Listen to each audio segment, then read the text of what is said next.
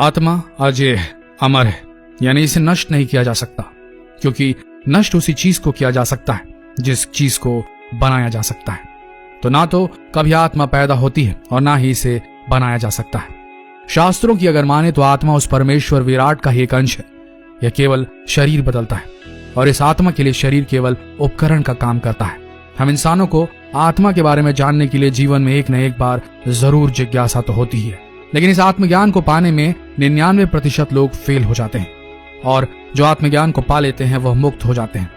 आत्मा केवल शरीर बदलती है, कभी नहीं मरती और ना ही जन्म लेती है। ऐसा श्री कृष्ण भगवान ने भागवत गीता में कई बार कहा है। केवल 1 या 2 धर्म को छोड़कर दुनिया के सभी धर्म पुनर्जन्म पर यकीन करते हैं। तो क्या आत्मा दूसरा जन्म लेती है? और अगर आत्मा दूसरा जन्म लेती है तो उसकी समय सीमा क्या होती है? वह मरने के कितने समय बाद दूसरा जन्म ले लेती है?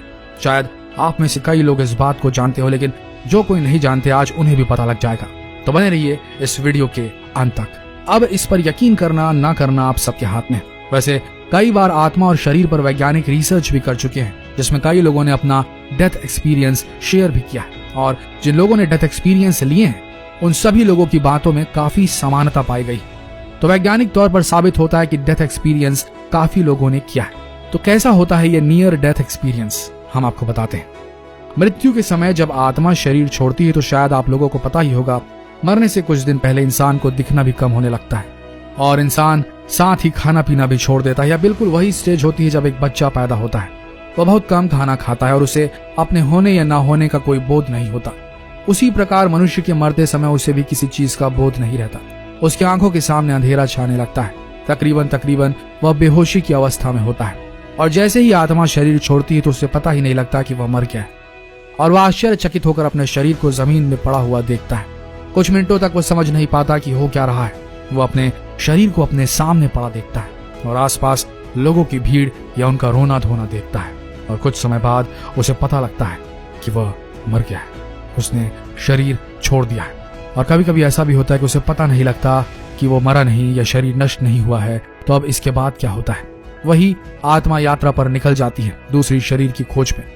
अब सवाल ये उठता है कि दूसरा शरीर कितने दिन में आत्मा धारण कर लेती है, यानी दूसरा जन्म कब मिल जाता है?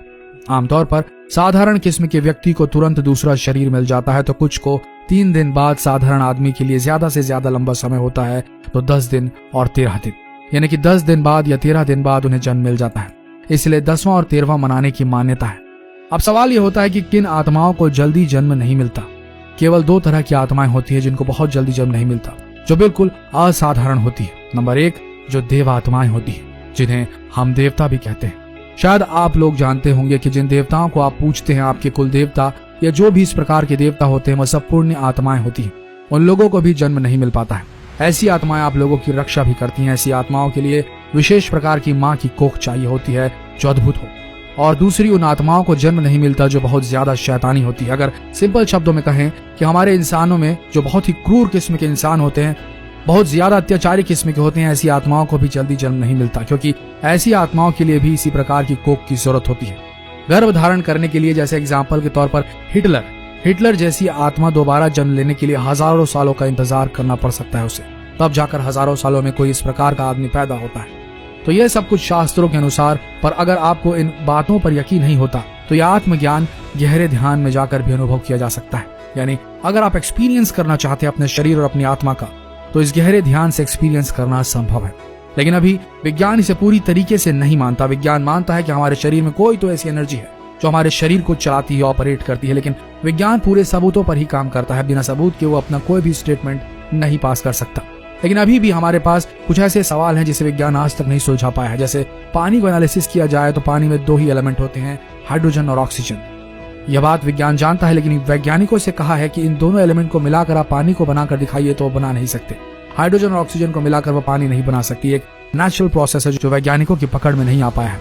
दूसरा सवाल, वैज्ञानिक इंसान के दिमाग को खोलकर उसमें सारी चीजें बता सकते हैं, किंतु किस प्रकार के दिमाग की बनावट है भी बता सकते हैं, लेकिन वो वैज्ञानिक इंसान को दिमाग के अंदर स्टोर हुई मेमोरी उसे नहीं पढ़ सकते। जबकि हमारे दिमाग में सभी मेमोरी स्टोर हो जाती है, लेकिन उन मेमोरीज को वैज्ञानिक डीकोड नहीं कर सकते, यानी वह डेटा दिमाग से नहीं निकाला जा सकता। ये तो बहुत दूर की बात है। हमारे छोटे से दिमाग में हजारों जन्मों की मेमोरी स्टोर होती है और दिमाग की कैपेसिटी अनलिमिटेड है। यानी कि हमारा छोटा सा दिमाग अनलिमिटेड मेमोरी स्टोर कर सकता है। तीसरा सवाल, हमारा विज्ञान और वैज्ञानिक हार्ट यानी कि दिल के बारे में भी बहुत कुछ बता सकते हैं, उसका ऑपरेशन कर सकते हैं और साथ ही उनके अंदर क्या क्या चीजें हैं वह सभी हमारा विज्ञान और वैज्ञानिक बता सकते हैं। लेकिन साइंटिस्ट की लैब में जिस हार्ट पर यानी जिस दिल पर वो प्रयोग कर रहे हैं, उस दिल के अंदर यह नहीं बता सकते कि इस दिल में इतना प्यार था और कितनी नफरत थी। ये डॉक्टर्स के हाथ में नहीं आ सकती। वे नहीं माप सकते कि कितना प्यार होता है एक दिल में, कितनी नफरत होती है।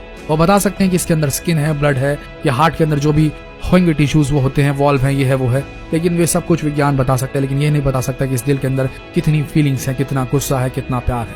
ये वैज्ञानिकों के बस की बात नहीं। तो दोस्तों, ऐसे भी बहुत सारे सवाल हैं जिनका वैज्ञानिकों के पास आज तक कोई जवाब नहीं। लेकिन हाँ, ऐसी एक बात साबित हो जाती है कि ऐसा कुछ है जो इंसान की पकड़ से बहुत दूर है। यही वो चीज है जो भगवान है या इस पर हमारी आस्था बने रहती है, वो है। तो दोस्तों, बस आज की स्थिति में इतना ही। अगर वीडियो अच्छा लगा हो तो इसे लाइक करना नहीं भूलें, इसे शेयर करना ना भूलें, और अगर पसंद आया वीडियो तो हमारी इस पेज को, शिव पुराण को फॉलो करना बिल्कुल ना भूलें। मिलते हैं अगले दिलचस्प वीडियो में, तब तक के लिए धन्यवाद।